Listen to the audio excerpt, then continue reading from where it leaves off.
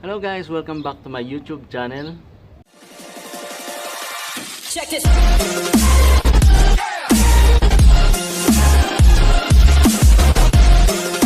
In this video guys, I'm gonna share to you a very simple moves at ito'y tinatawag na stall. So, 4 na moves technique lang po yung ituturo ko ngayon. So, ito na guys, simulan na natin. So, ganito lang yung posisyon ng kamay guys. Hold, then, let's try.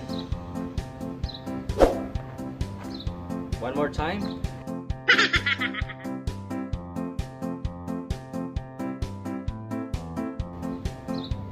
Then, after that, i-flip lang po natin siya.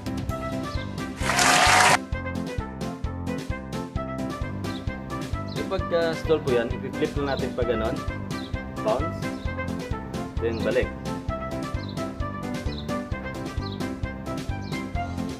So, ayan po. And after that, kunin natin dito ng kaliwang kamay natin. Pa sa likod. One more time.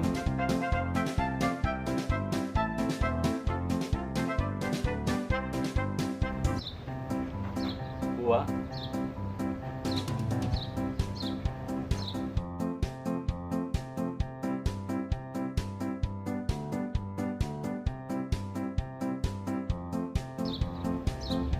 Isa pa ulit. Ayan guys, so behind the back, then stall. Next,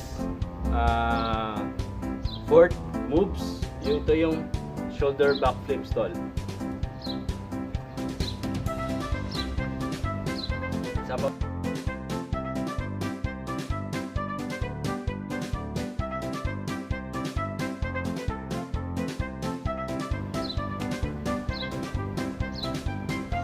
Ayan po yung shoulder back flip stall. So dito na side para makita na po natin.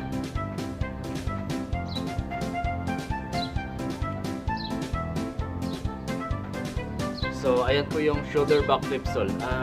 Ito guys, halimbawa pag nakuha na ng right hand natin, i-try naman natin na yung kaliwang kamay naman para at least kaliwat kanan pwede nating magamit sa pag-Flair natin para at least balance, kayang-kaya ng kaliwang kamay natin, kaya din ng kanan natin. So try natin kaliwang kamay, ayan, isa pa ulit,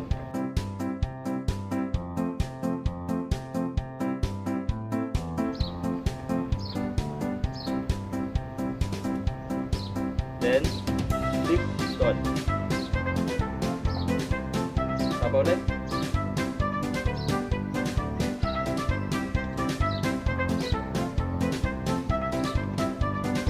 then kunin ng kanan,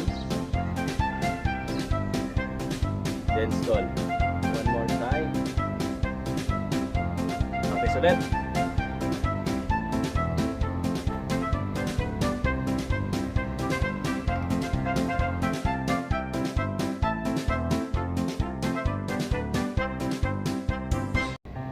Try ulit.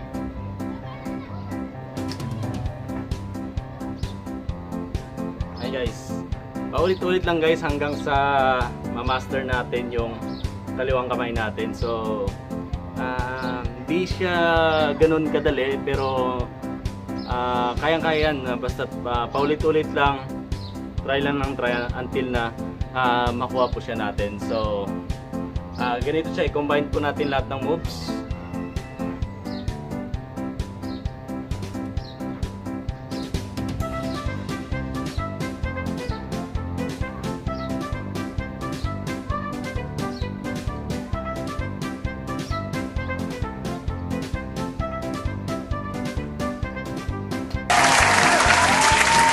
Ayan guys, so left and right na kamay yung na-try natin. So ano lang, practice lang guys, continue lang, keep flipping,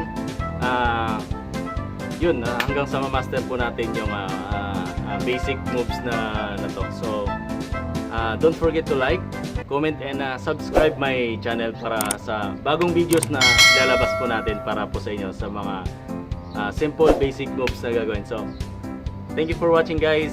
God bless.